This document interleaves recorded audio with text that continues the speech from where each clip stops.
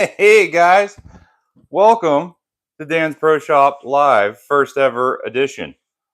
So, in case you're wondering what the deal is, this is the deal. You're just hanging out in the shop today. This is my best good buddy, Paul, and he is a business owner in the local greater Pittsburgh area and probably one of the best wrenches that I ever met in my life.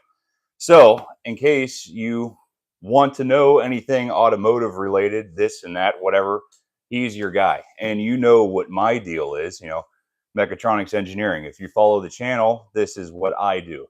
So, feel free to jump into this thing. We're just going to BS like we normally do, sit around, have a couple wobble pops, but feel free to interject. We're going to keep the chat up here on the screen and just anything you want, throw it in there, and we'll do our best to interact with each and every one of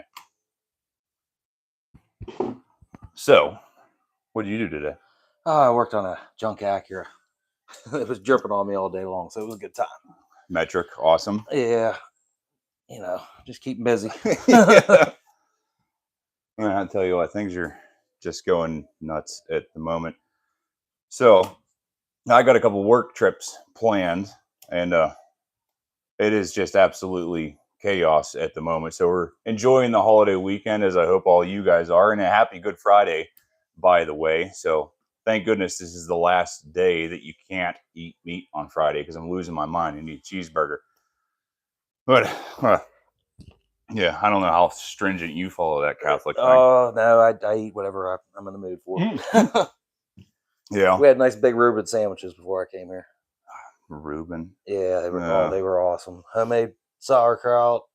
Well, there you go. Spiazzo. What's the easiest classic car to work on? Ooh. Oh. Well, it depends on what you think classic is. Yeah, I'm not into old cars, but I do have a thing for the old Triumphs. Yeah. They're pretty neat.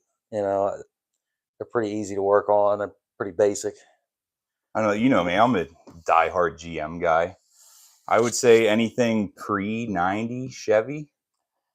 Oh, pre-90. That's tough because it's early days of fuel injection and Okay. Let's stay away from TBI and EFI. All right. Let's just keep it carbureted. So let's do 70 and older. Okay.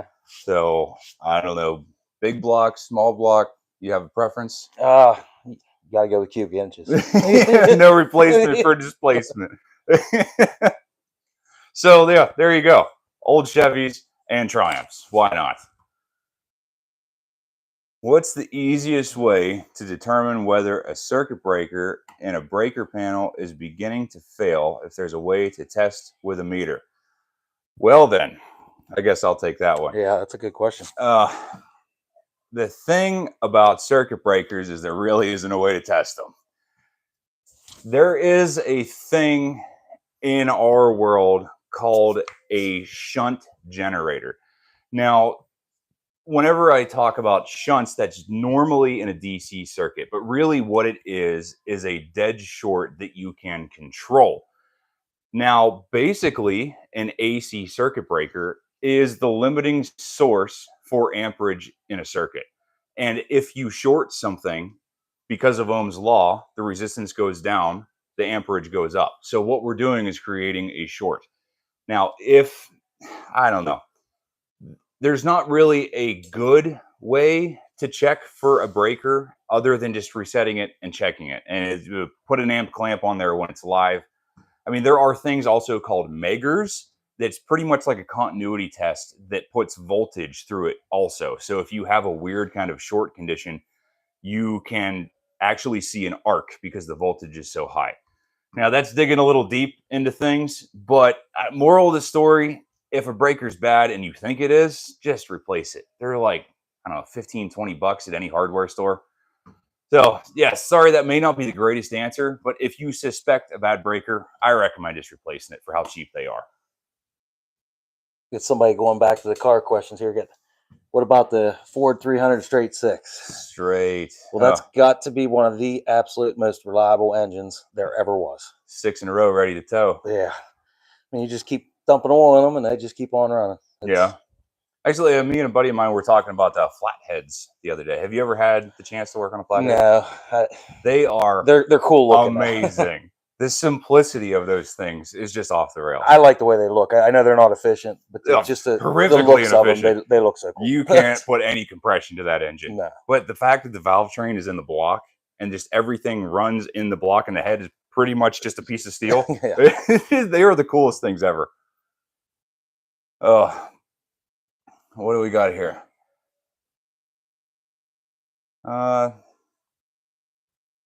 That's what I was supposed to change it. What is it?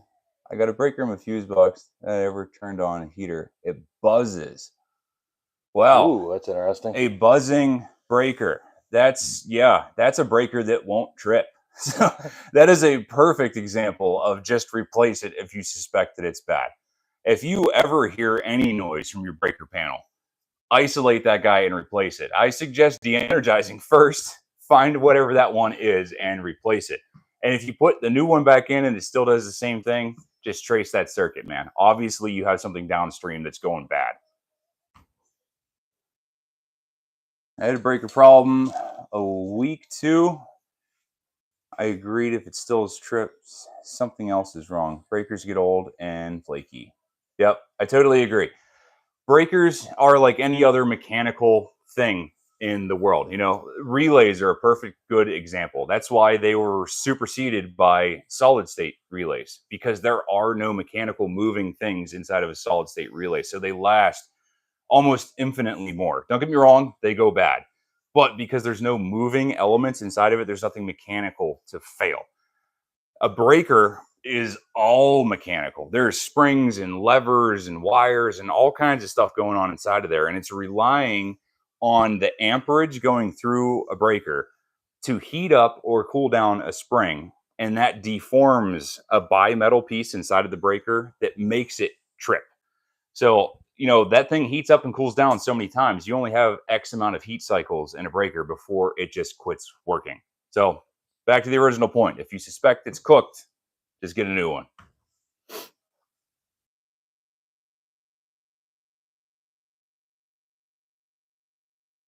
What do we got here? It changed because it kept tripping until it wouldn't reset. Ended up the breaker across from it was also bad. Well, the breaker across from it. Now you're getting into details here. Because if you guys are familiar with the buses in a breaker panel, breakers that are directly across from each other are on separate legs. Now, I say leg grossly because, you know, with single phase, there's only a single leg. However, with residential voltage coming from a transformer, we have 2 different lines of 120 volts. So whenever they go together, we now have our single phase 240. I know that sounds bad because there are 2 legs of 120, but you also need to understand how an AC transformer works. So you look at that big beer can sitting on the telephone pole outside of your house. That is supplied by the power company with a primary and a secondary coil. The secondary goes to your house. So you have line 1, line 2, and a neutral. The neutral tap is in the center of that thing. That is our 0 reference. So you have from 0 to 120 volts to the first line, from 0 to 120 volts on the second line. Whenever we utilize both of those lines, we're utilizing the entire secondary coil, so we get a single phase of 240 volts. I know that's a lot to take in on a little beer drinking session like this, but back to the thing there. The fact that the breaker right across from it failed has absolutely nothing to do with the location in the panel because of the separate buses inside that panel. Whenever you have a 240 breaker that spans both of those buses, now I get what you're getting at. But a single breaker, I wouldn't sweat it.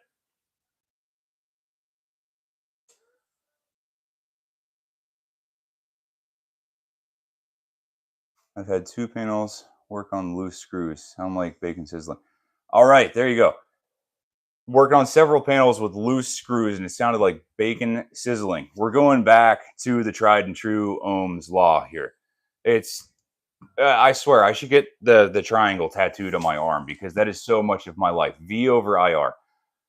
Whenever the resistance increases in a circuit, it is trying so hard to deliver the demand that you are requesting that any kind of poor connection like that, that is your failure point. That's the weak link in the chain. Like I have dug into panels, like you open the disconnect and stuff is glowing red inside of there because it is just the resistance is so through the roof and it can't handle the load that you're demanding of it.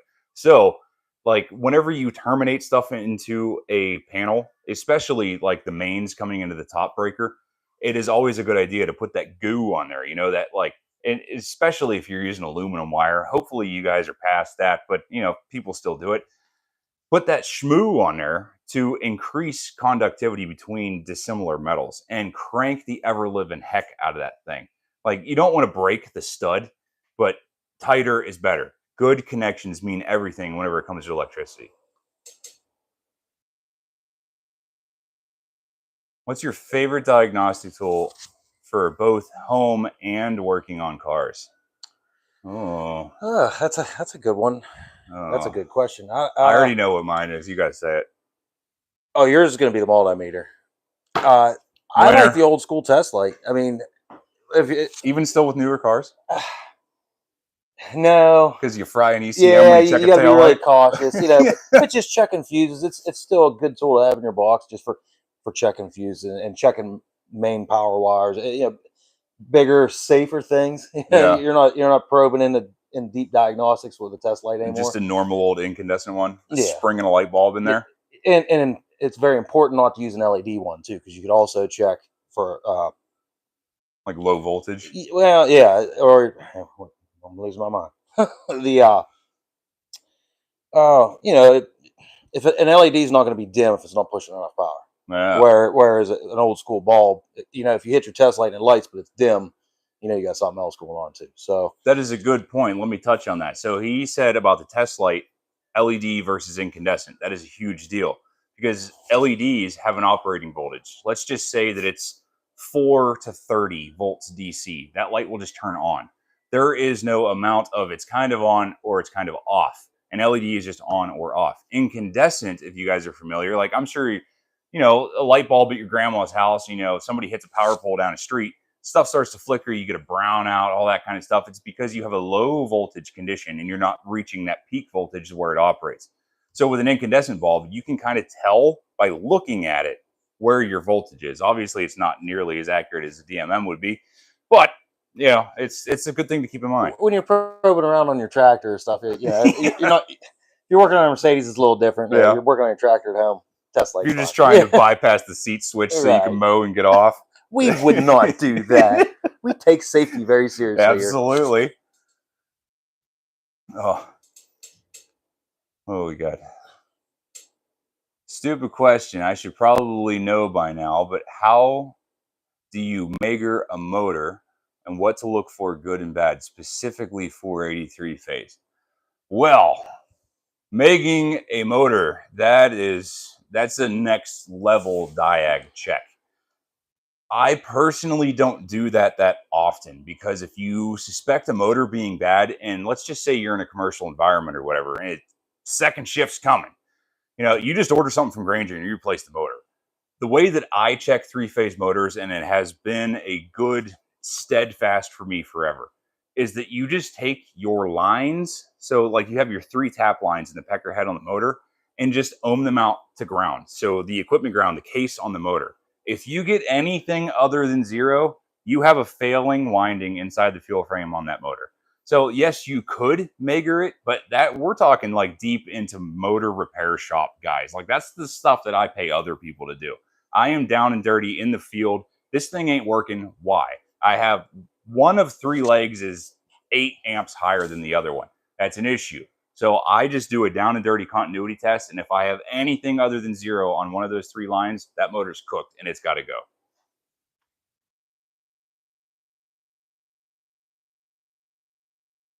A Megger shouldn't be a standalone test. So there you go. That just touches on the same thing. A Megger is a good test, but I've really only legitimately used a Megger a couple times because I had a diag that I just could not find. I had a weird short condition and a motor starter contact. So sometimes the contact would work absolutely fine, And sometimes, as soon as you threw the disconnect, it would shoot lightning out of the cabinet. And I could not, for the life of me, figure out what this was or what was happening. So I used a Megger, and it turned out that the contact for that motor starter was so carboned up from years of clicking on and off, because it's mechanical, that every now and again, the voltage spike for the inrush to that motor starting was enough to cause an arc in that thing, and it would just pop it all. So yeah, Meggers are cool, but really not like a go-to diag tool.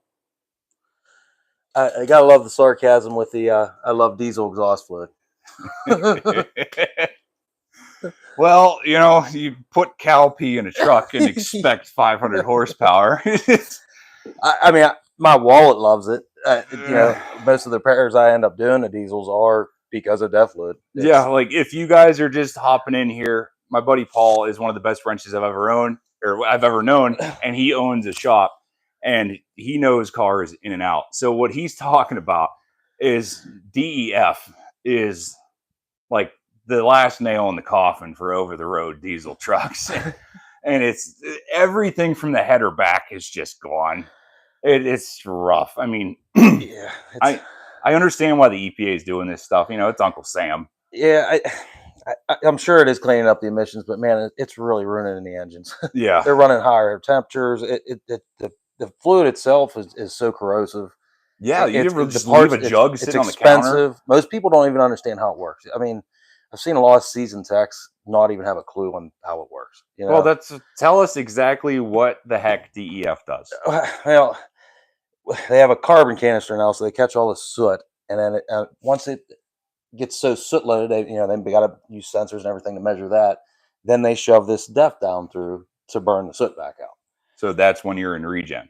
That's when so you get high heat from the RPM. And there's different ways they have done it over the last couple of years, and it is a little confusing, and it's definitely a vehicle specific. It's kind of hard to explain because different vehicles do it different ways, but it's just a mess. You're basically dumping another fluid into your exhaust and reburning the soot and garbage out of it. You know, it's so horrible. We're keeping all those particulates from going into the environment the first time. Yeah, just so we can cook them and put them out into the environment next time. Yeah, and I'm sure they change. I'm not a scientist, but I just fix them when they're broke. You know, they do.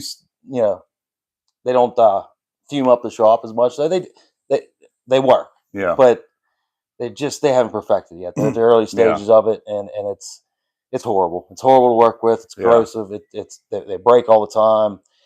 It's 66% water and 33% ammonia. Yeah. So it can freeze. So they have to put heaters inside these tanks. So these tanks will usually have 3 heaters in them, one on the line, one in the tank itself, and one in the pump. And them heaters like to go bad. Yeah. Well, when they go bad, you need a new tank usually, because they're not serviceable. But if you don't change it, they'll start putting it in a limp mode. Usually it'll go, in 500 miles, you'll drop down to 55 mile an hour. Yeah. And another 200 miles, you'll drop down to 5 mile an hour, and then your truck's stranded. Now, I heard a wives' tale that you could just fill your DEF tank with water and get by. You know what? I don't know. I have not heard that one. The thing is, I wouldn't experiment with them because it's so costly if you do have to repair it. Yeah. If you're in there tinkering around and cause problems. And that particulate filter? Oh, yeah. Yeah. Yeah, there's companies out there that actually take them and re-clean them and rebuild them. I've never sent one out to do that. I don't personally know anybody that does it, but I've heard there are companies out there starting to refurb them, which is good. So, moral of the story: unless you're pulling a horse trailer every day, just avoid a diesel truck. Yeah, honestly, if you don't need it for work, don't buy it. I mean, they are cool, but you probably can't afford it. Yeah, it needs to be making you money. Or if you're buying something to build a pulling truck with, and you just take all that crap off it immediately. Right. And the problem is now you could delete all that. It's not legal. It's hard to get it inspected, and you cannot sell the vehicles. Yeah, I ran into an instance where I had one and I could not sell it. I mean, I tried taking it to West Virginia, Kentucky, New York, different states, and I could not get rid of it because in case you guys are wondering, we're in Pittsburgh here. So, we're not quite as in the sticks of most of yins out there, but, diesel trucks are still a thing around here, just not as prominent as most of you guys would see. I know, like that's a big thing in Texas, 2-wheel drive diesel trucks. But Well, I own a 2-wheel drive diesel truck. yeah, but you got it from auction. Yeah, I'm like probably the only person that lives in this area, in the Rust Belt that has a 2-wheel drive truck. Yeah, and is happy about it. 2-wheel drive trucks aren't a thing Yeah, around yeah. here. Oh, I got stuck in a yard the other day.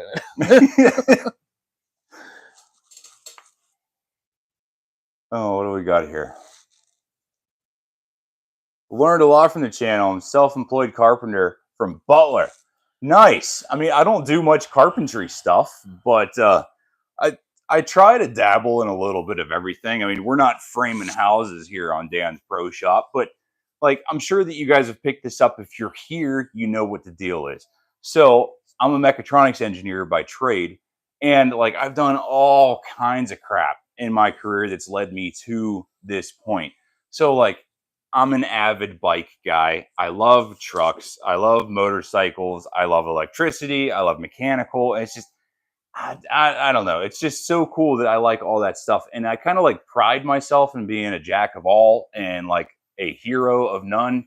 You know what I mean? I feel like that's just like a homeowner thing. Like once you have your kingdom, the wife calls you and says, "Hey, the furnace ain't working." Well, that's on you, bud. Ain't no landlord coming to fix your furnace. Break out your DMM, get your man purse full of tools, go down in the furnace and go down in the basement and fix your furnace for your family. I just feel like stuff like that, that's like a passed downable kind of trait. I know that that's just one example, but all kinds of stuff. I mean, carpentry is the tip of the iceberg there. And I'll be honest with you, I don't know much about it, but I can cut a 2x4.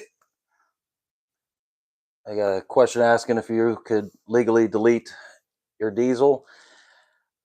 Nowhere that I'm aware of. Yeah, it depends on where you live. But it does say you're in Texas. You guys kind of make up your own rules down there. Well, they don't have state inspection in Texas, right? Yeah, but he's talking about a commercial truck, I believe. Oh, we're talking over the road? Yeah, you're just asking for trouble. Are we talking glider kits here?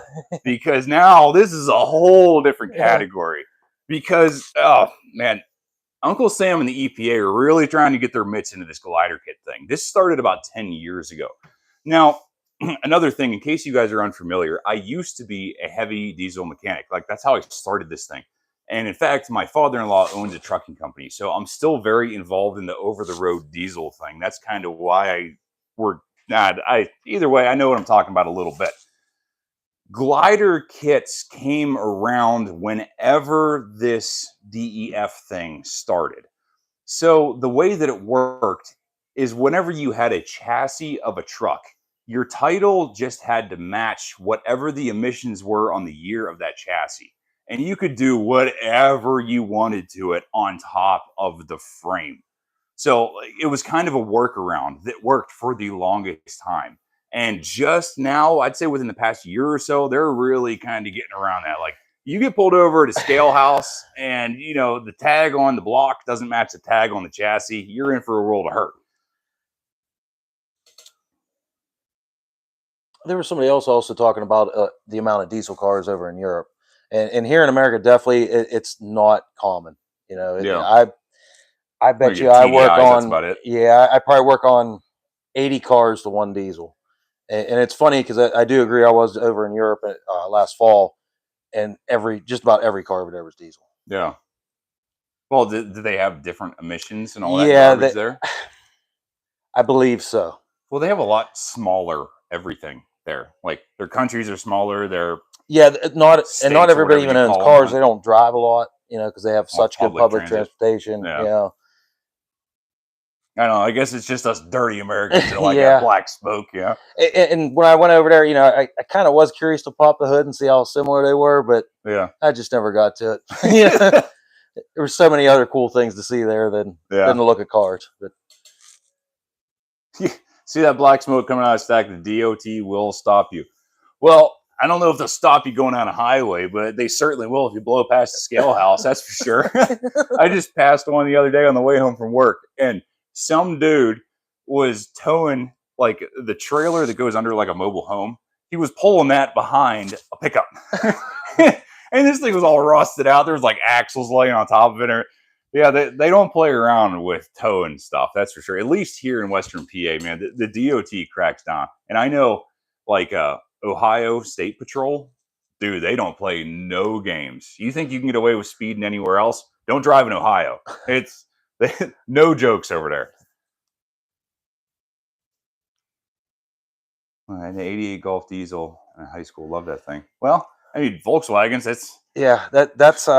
That was a good diesel car. Well, until recently. Well, they were good until they got caught. Until they got caught twice. I tell you what, dude, that was probably the coolest like auto news that I'd heard in a while. Yeah. They programmed it so whenever you plugged in the OBD2, it shut that off. Yes. Whoever came up with that It was genius. But then I believe, I don't know the whole story. I believe they said they fixed it and lied again. Well, which even makes me laugh even more. But, it's all a game. Yeah. You know, the I'm old going to do this. You're Volkswagen going to catch diesels me. were great cars. I had 2 Rabbits. They were excellent, 50-mile-a-gallon. I mean, they were nothing to look at, and they could barely get out of their own way. But they were a good, reliable work car. Yeah. And I actually had an '82 Nissan Sinatra diesel that I've never seen another one again. And that was my first car. I loved that thing. It was a little 4-speed. Yeah. And it was horrible in the winter to start. There was no place to plug it in or anything. You have to go out there and hit the primer. I'm sure it was worn out. It probably had 300,000. I think I paid $200 for it. Drove it for 2 years. I tell you, what was it, late 80s or early 90s? They had a Chevy pickup with a 350 block that was diesel. Yeah, yes. I think they put them in some cars too. That was right before my time. I started in the dealerships in the late 90s. And I remember some of the old guys saying how bad they were. Yeah. I don't think the bottom ends. Yeah. They basically took a Chevy small block and put heavy duty heads on it. It's just a regular old 2-bolt main. I don't know if they were 2 or 4. I don't know. I remember every now and then them guys would tell old war stories about them. Yeah. Well, there's a reason they don't exist anymore. Where'd you get the Binford sign from? Well, in case you guys didn't pick it up, I'm a 90s baby. Yeah, so I grew up with Home Improvement. And that was kind of like, hey, while you're over there, if you're buying, I'll take one. That was kind of like my striving point. Like Tim the Toolman Taylor was the dad that everyone wanted to have. You know, it's just how awesome is that? More power. You know, like, hey, son, come out in the garage. We're putting ape hangers on a lawnmower. Like, how awesome is that? So back to this thing. It's kind of like a paying homage to my childhood and like what I wanted to be when I grew up. This guy I got from Amazon. I think it was like, I don't know, 20, 30 bucks. It's actually a flag. I think it's a 3x5 flag. I just folded over the ends and stapled it so it fit over the toolbox there. But it was just too good not to have.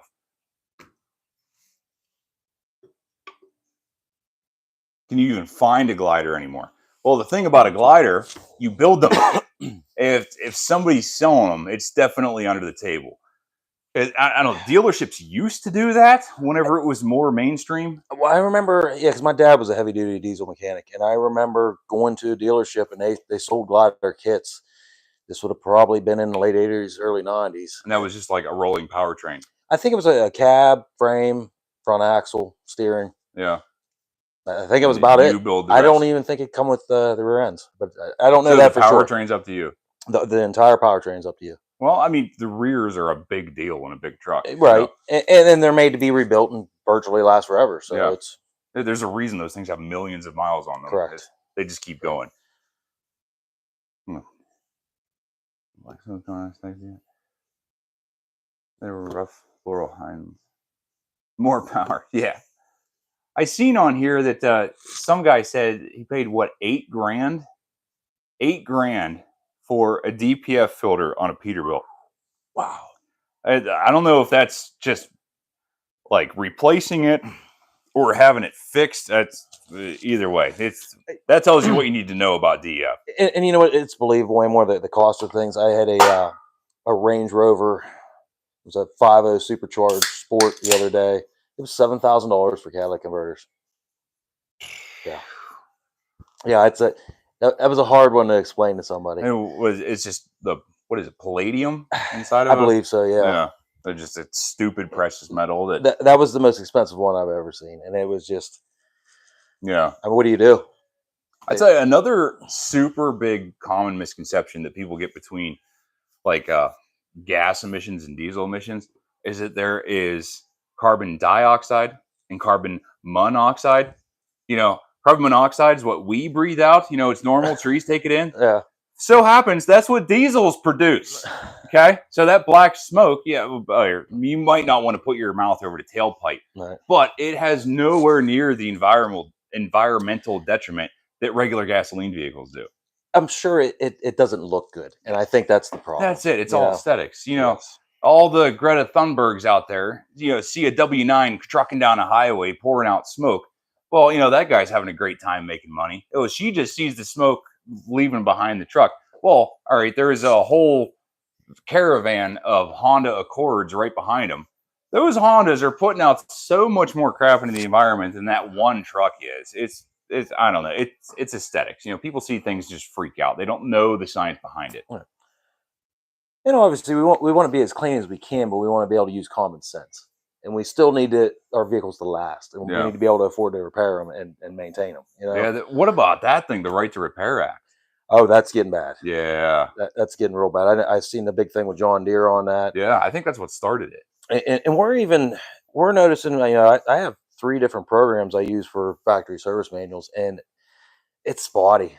Some of the information they give you, especially a lot of the European manufacturers, do not like to share information.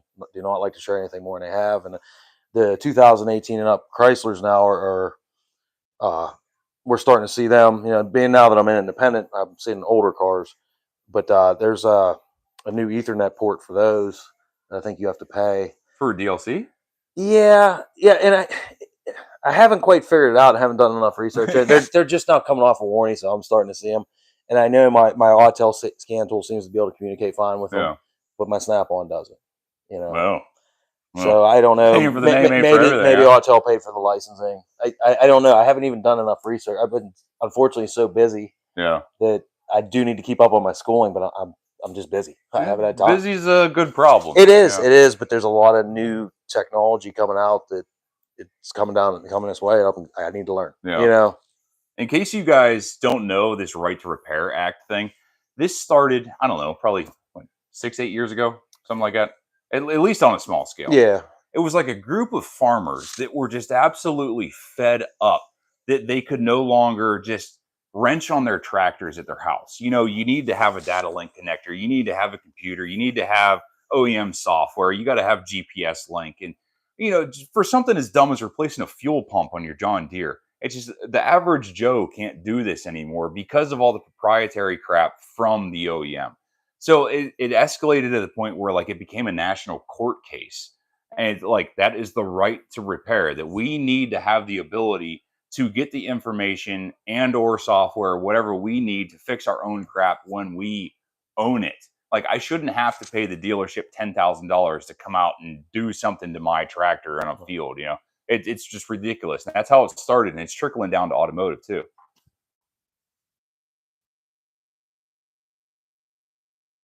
Well, I'd imagine too. I mean, have you seen the software for the appliances now? I mean, they hook a scan tool to refrigerators now. Yeah. And dishwashers. Yeah. It's insane. That just happened to me not long ago. I got a new GE dishwasher, and something kicked the bucket. It wasn't drying or what. I knew it wasn't right. It was still within that 1-year buyer warranty thing. So I called them. They come out, check it out. And as soon as the guy came in the door, he's like, "Hey, is this thing hooked up to Wi-Fi?" This washes coffee cups. What are you talking about Wi-Fi? The dishwasher don't care about YouTube. He's like, "I'm telling you, man, if you ran Ethernet to this thing, or I don't even know if it has wireless Wi-Fi, I don't know. But he's like, if you had this thing connected to the grid, I could have sat in your driveway on my tablet and diagnosed your thing, ordered parts, and had it sent to you. I wouldn't even have to come in the house." It's stuff is getting out of control. I know you guys can't see it. It's right here out of frame. But this is a Kelvinator refrigerator from 1962. It's probably the most inefficient thing on the face of the planet, but you will not get a colder beer than something out of that. It's fantastic. You should do something on your page about garage fridges. I love garage. Everybody has a cool story behind their garage fridge. You got cool stickers. I've never heard of a Kelvinator. I actually have one in my garage that has road rash down the side of it. So you just drop it off the truck? I kind of slid off the trailer. My father-in-law is not great at strapping things. He says So straps we're are only for going a sissies. mile up the road. Yeah, All it right. passed us. But the fridge still works. It's got to be 20 years old. Yeah. Shout out for me, please. Layden Kirkland. There you go, man. You got it. If I knew how to heart this thing, I would. We're fresh at this. This is the first go. If this works out well, we'll keep doing it. But yeah, excuse the stumbling through this. I'm learning just as much as you are. Can I draw you? Hey, knock yourself out, man. Go on the page, either the Facebooks or the Instagrams or the YouTubes or whatever. My logo is everywhere. I already got that character looking thing. Knock yourself out. Go for it.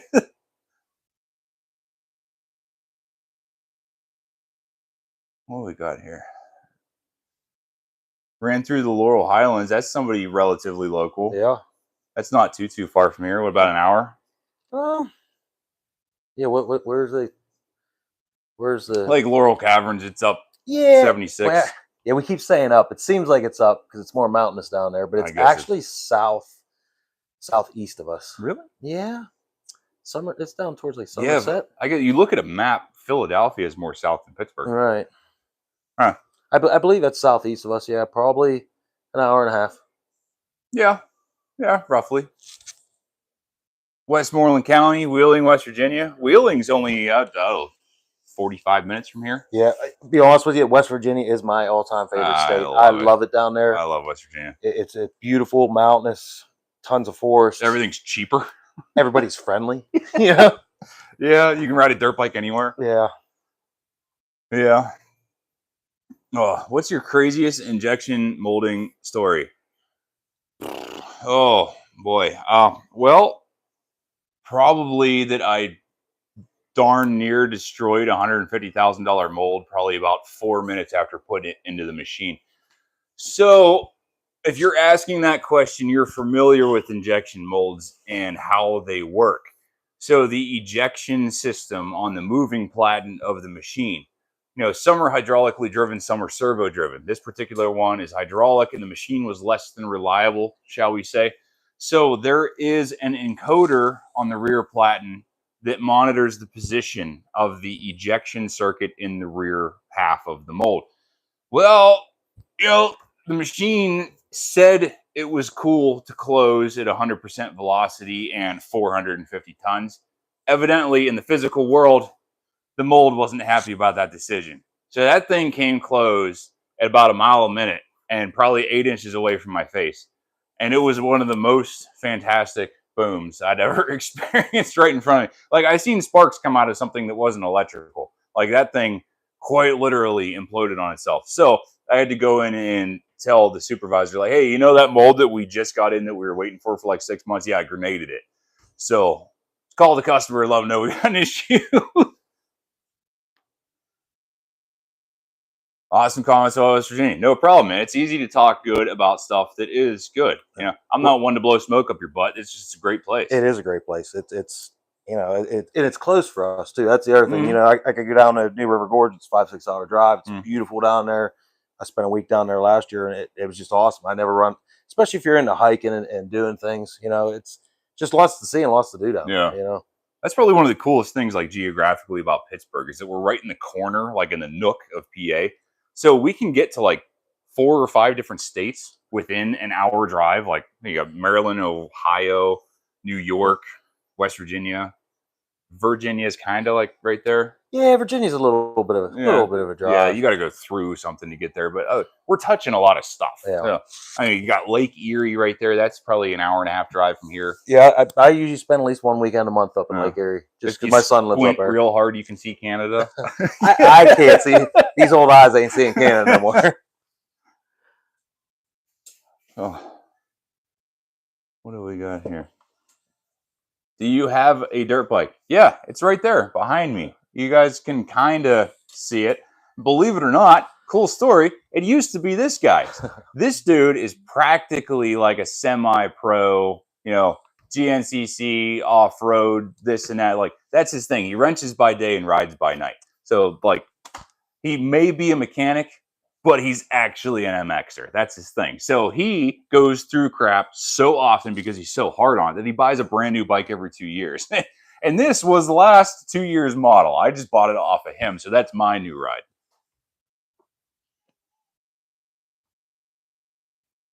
Yeah, it's funny how mechanics and dirt bikes kind of always go together. Yeah, it's so much stuff goes with mechanical. It's ridiculous. What's your favorite brand of IMM to work with? Well, this may be a little one-sided because I'm currently sponsored by Fluke, but it's obviously Fluke, man. It's Fluke for a lack of a better comparison. Fluke is the Snap-on of multimeters. There isn't a better option. Like, yes, there are a gazillion other options. Like, you can get oscilloscopes and like phase generators and this and that and everything. But just for a DMM to throw in your toolbox, a Fluke is the best darn thing that you could buy for your money. Like, they are a little more pricey, but whenever you're holding two little plastic sticks between you and 600 volts, do you want to be happy that you saved 20 bucks on Amazon buying that thing? You know, it's worth it. And I'm super proud about that relationship that I have with Fluke. Like, that wasn't just this sounded cool partnership thing. Like, I truly believe in the name Fluke because I use it every day and they help keep me alive and do my job. So like I have no problem endorsing Fluke. And even in the auto industry, I mean, everybody knows that is the meter. Yeah. Like if you have that is the meter to own. You know what I mean? There's other good ones out there, but there's nothing like a Fluke. Yeah. You know. And like both of us own Snap-on multimeters. Yeah. And we never use the thing. you always go to something else. That's kind of my home one. Yeah. And it's a good meter, you know, but it's not a Fluke. Yeah, it's not a Fluke. With Layden. Yeah. What I meant IMM as injection molding machine. Oh, okay. So not necessarily the mold that I grenaded, like how badly I messed up a machine. Is that what you're getting at? I think I read that correctly. I don't know. I've never like did a bad to a molding machine other than destroying molds inside of a machine. I think the biggest I ever did on a machine is, if you're familiar with hydraulically driven machines, there is generally one giant motor, and then you'll have different stages of hydraulic pumps off the end of the output shaft of that motor. Like, you'll have the primary for the clamp, and then you'll have another one for like the carriage and the barrel, and then you'll have another one for smaller stuff like ejection circuit and cores and this and that. Well, those things go bad. I mean, they're vane pumps, they're cartridges. Well, in case you're not paying attention, you can install one of those cartridges wrong. So those vane pumps have a very specific angle on which the vanes come out. You know, the centrifugal force, that's how vane pumps work. If you put them in the wrong direction and now it starts biting into the case instead of like flowing with it, well, long story short, I put the cartridge in backwards. It ran for about 2 minutes and just freaking grenaded itself. You know, the entire tank was full of metal. So it wasn't detrimental to the machine, but it definitely wasn't good either. That's for sure. What, $8,000 on a 10-year-old pack car for a DPF? Yeah. Yeah, I feel bad for these big truck guys. I was unaware that it's that bad. It's expensive. It's throw up a Roman salute. I don't even know what that is. What is a Roman salute? Yeah, I'm not sure. No clue. I have absolutely no idea. It could be something bad. Sorry, field trippers. I don't even know what that is, man. I give you a Al Borland salute. You know? I don't know what that is.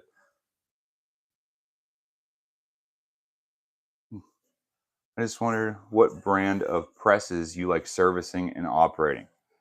Well, presses are kind of like cars. There are so many of them. It depends on what you want.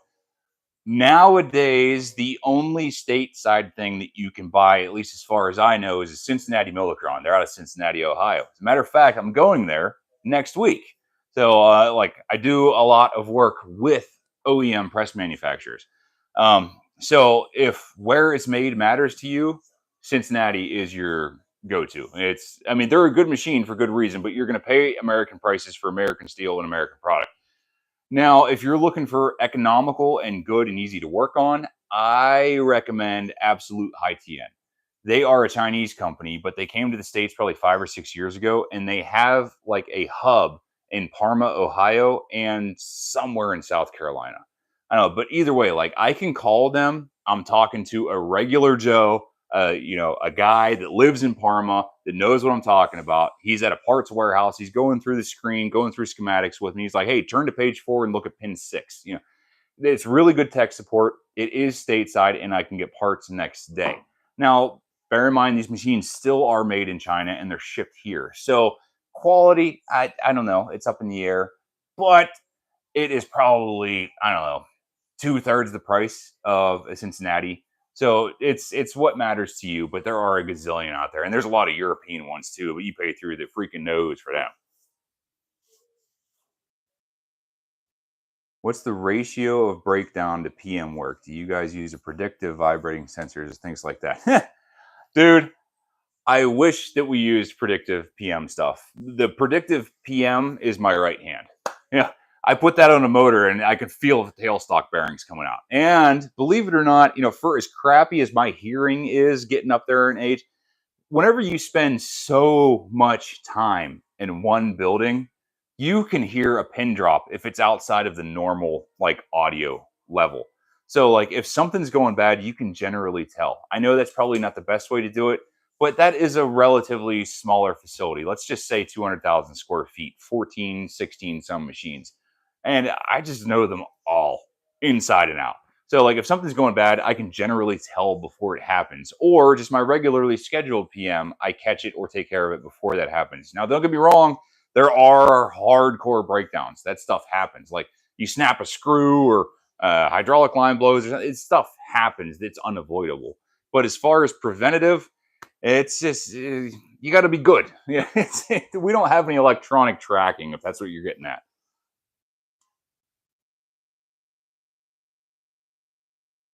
What process and operating on an LS IMM? LS. I'm unfamiliar with the brand LS. Is that like a subsidiary of LG? I don't know. LS, like LS engine. Like LS engine? Yeah. Well, if Chevy made an injection molding machine, I would buy one.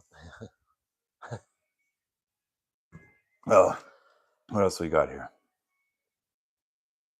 Oh, I just wondering. Injection. Ratio to break. Yeah, I'll take another one. Ontario, Canada. We're not too far from Ontario. I mean, Lord knows I'm not driving there, but we're not too far.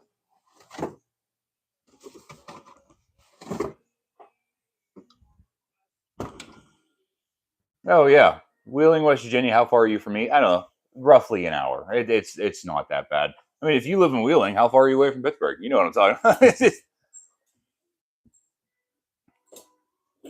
Just curious if you go camping at Presque Isle. Love Presque Isle, man. And that's a way that you can kind of tell people that are from Western Pennsylvania is that they say Presque Isle, not Presque Isle. It's kind of like the other side of the state. It's Lancaster. People that aren't from there or don't know what it is, it's Lancaster. But if you know it, it's Lancaster. Yeah. Like it's just weird how you say it. Presque Isle is kind of the same way. You can tell implants because nobody knows how to say that word. But yeah, it's absolutely gorgeous up there. I love it. It is. I spend quite a few weekends up there fishing. My son actually lives 10 minutes away from Presque Isle. Yeah. So unfortunately I don't go camping up there because I have a house to stay at. Hit the casino, go to the racetrack.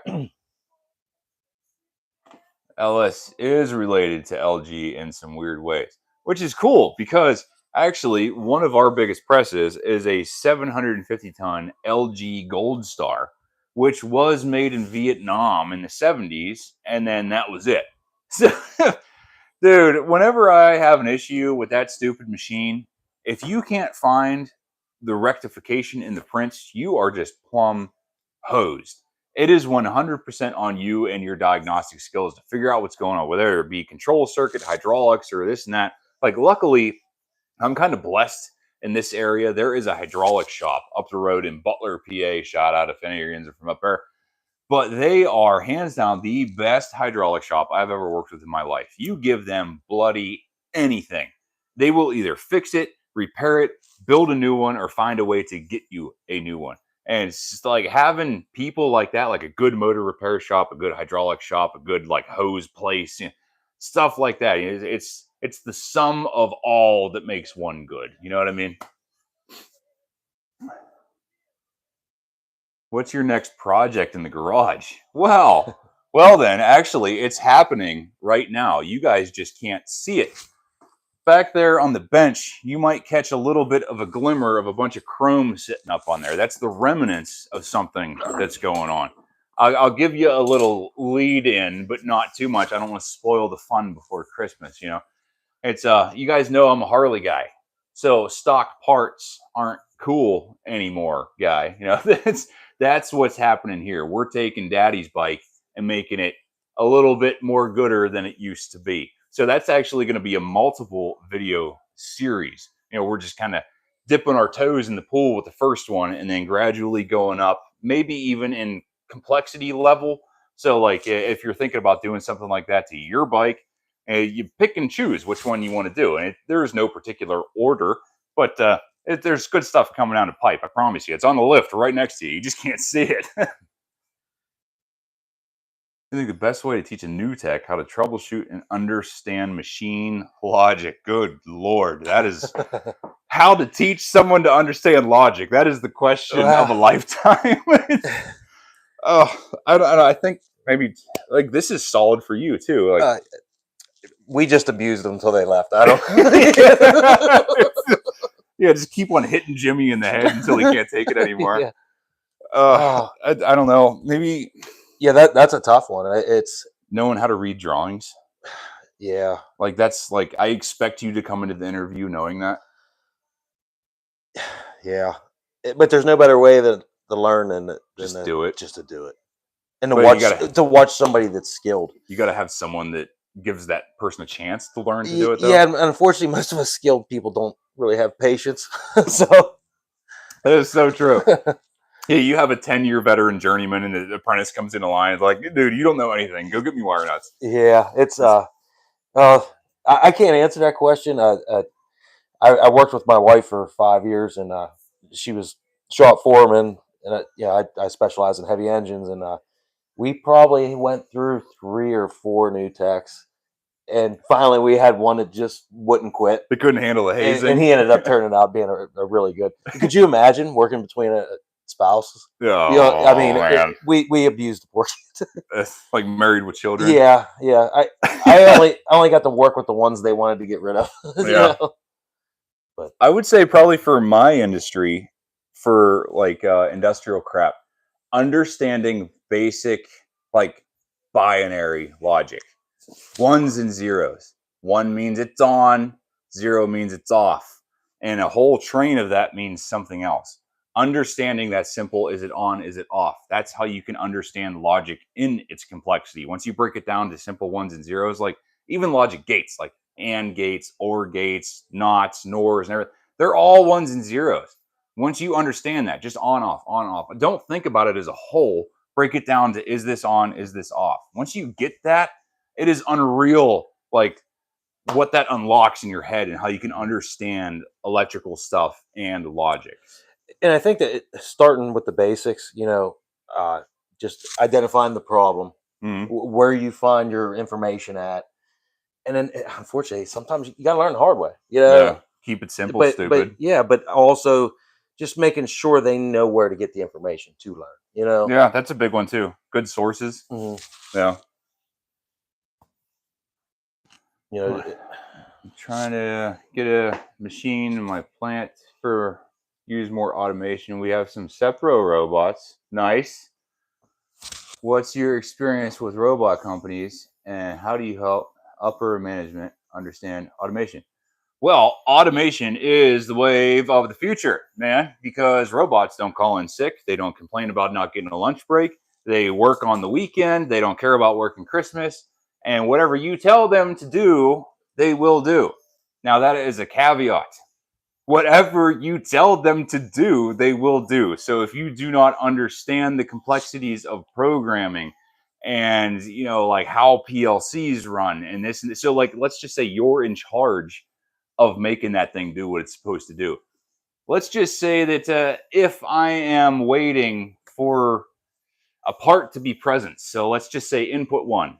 I need input 1 to come high before I move to position A. If you program that incorrectly and you miss input A or input 1 and you just go to position A, well, let's just say the clamp is closed now. So robots do not care about their surroundings, whatever is happening around, whatever you tell it to do, it will do. They are absolutely fascinating how they work, and they really are changing the face of American manufacturing because of how reliable and fast and good they are. So, yeah, integration of automation is a big thing. And yeah, huge shout out to Sepro. They are awesome. Good stuff. Cartesians, 6Xs, they are directly powered with Yaskawa, which is also in Ohio. It's in Dayton. And it's good stuff, man. Everything's super user friendly. Like they do all the automation in house. They bring it into you. It's solid stuff. Real good.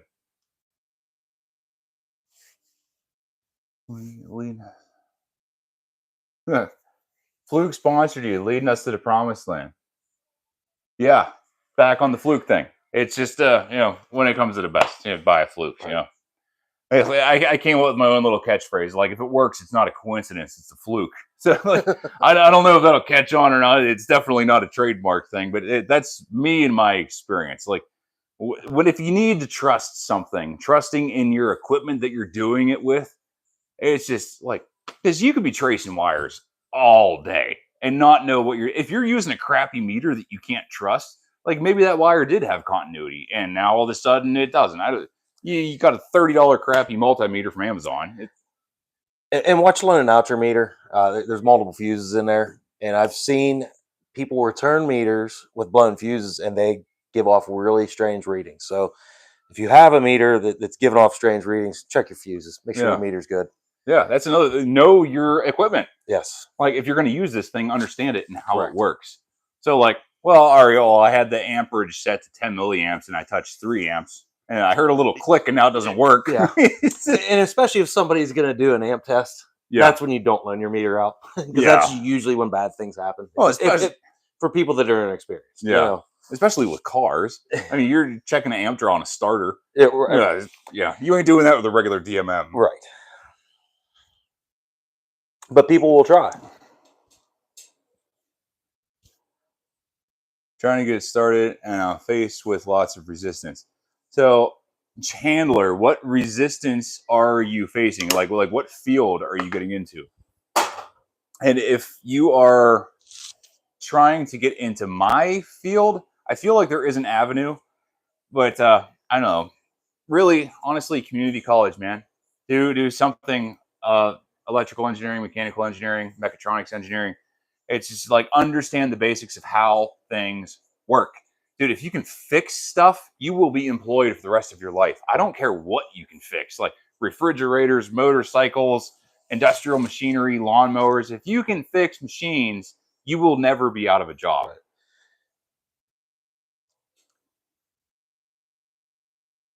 A lot of infrastructure for trade school. Yeah, I don't understand the no infrastructure for trade schooling because there's such a demand for it right now. Yeah. Also, it's kind of sad.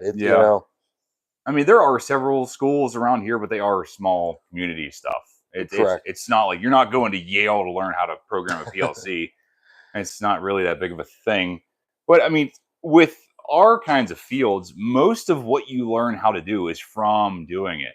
You spend so much time in this field and like, all right, you've been wrenching on cars for 10 years now. So the stuff that you've learned is your experience, not sitting in a classroom in front of a professor.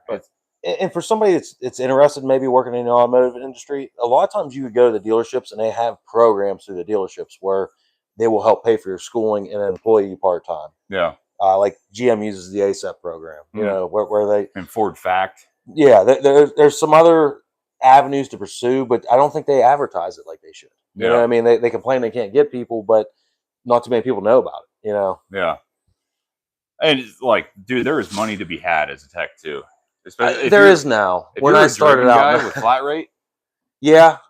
I definitely made the most money when I was flat rate. I worked for Lexus for 9 years. We were hourly with a bonus. That was kind of comforting. but we didn't make the money we should have made. If we were flat rate, I could have doubled my income, Yeah. and still produce the same good quality work. Yeah. And I'm not talking cutting corners or doing this. I like still worked at the same speed and doubled my money. Yeah. Absolutely. But you have to be motivated. You can't be looking at Facebook all day. Yeah. That's Yeah.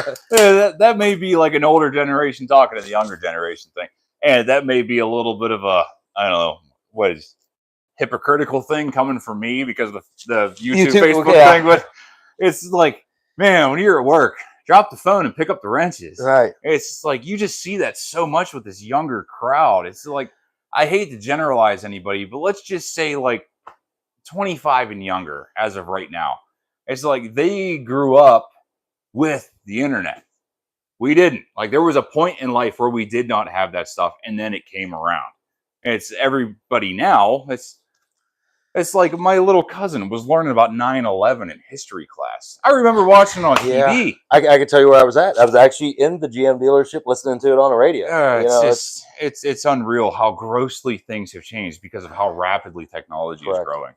And it's unreal.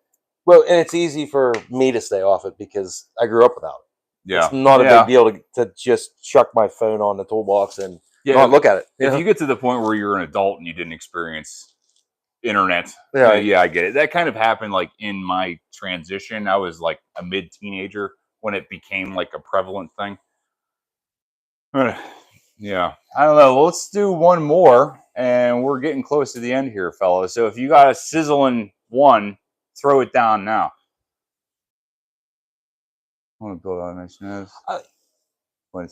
There's somebody that says they went to Votech for HVAC, but have learned so much more from being in the field.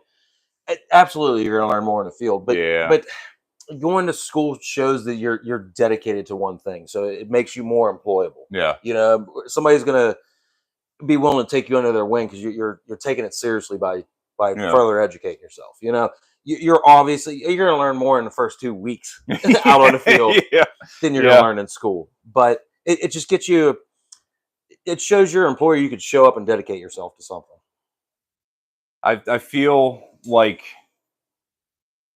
school is a good way to get knowledge when you're still young and unable to be in the field. Yeah. And it gives you a leg up whenever you're at that age where you're like trying to be a journeyman in something. So let's say you want to be a steam fitter. Well, then you join the steam fitters and like they just start training you through the nose. It's just, school is a hit and miss. I have a love-hate relationship. Yes, it has helped me. Was it necessary? Not really. But it does help you get a foot in the door. So I don't know. It is what you take of it. Yeah, it's tough. All right, we'll do one more. Do you work on any machines that you think have too many sensors that's overcomplicated for the job that needs it? Some yes, some no. It's some stuff you do, it doesn't have enough sensors. There's not enough inputs. Like I need to know this temperature. And other stuff, it's like, why is this so horrifically overcomplicated? I don't know. I know it's totally situational. It's difficult to answer that question accurately. It is. It's a good question, but that's a tough one to answer. Yeah, because there's been stuff there, or I was tracing a particular problem, but like, let's just say I pinned it down to this one wire. Well, that one wire is in series with 3 other things before it gets to the power source. And like, I don't know where the problem's coming from. I got 24 volts here, but nothing here and kind of here. And we see that with in the automotive industry where multiple sensors will share the same 5-volt reference, and one might pull it down, but it might set a code for another. Yeah. You know what I mean? So, and in that case, I'm usually cussing and swearing and saying there's too many. Yeah. Yeah, 5-volt reference. That's another weird thing that only automotive uses. I was unaware of that. That's not a thing in industrial. Yeah. It's like we use 24 pretty much all the time, sometimes 120, but it's pretty much always 24 DC. Like 5 volts is just weird. It's too low. It's unreliable. Yeah, I don't know who come up with that and why. And especially the fact that it's variable, like fuel pedals. Like, come on, man. What is that noise? Oh, all right. What's the deal with saws and automation machinery? Sensors suck, yeah. Welders in the vinyl industry, yeah. Well, hey guys. Hopefully, we did a solid job at answering some questions here today. And we got the ability to chat with you for about an hour or so. So hopefully you enjoyed this thing. And if there's some like good positive feedback from this, we'll just keep doing this. Maybe this will be like a monthly thing where you guys just come in and hang out in the garage and have a beer with me. And I'll have some cameo appearances. You know, this may be my best bud, but it's not the only one. So you might see some other faces Look, over there. there's more. There's Okay. more. I'm sorry, we didn't get actually married. We're just close to that. But I hope you guys enjoyed this thing, and maybe we will see you next time. And keep in track with the channel because you know there's new stuff every week. Every Wednesday at 6 p.m. there is a new posting for a long form video on Dan's Pro Shop YouTube, and I am almost always on there with you guys, so I can get with you in the chat. You know, you got questions about what's going on the screen. I try to answer you guys because I enjoy this engagement. You know, that's half the fun of this whole thing is that I get to go back and forth with you guys. So keep on keeping on, and we will see yins next time. Nice meeting everybody.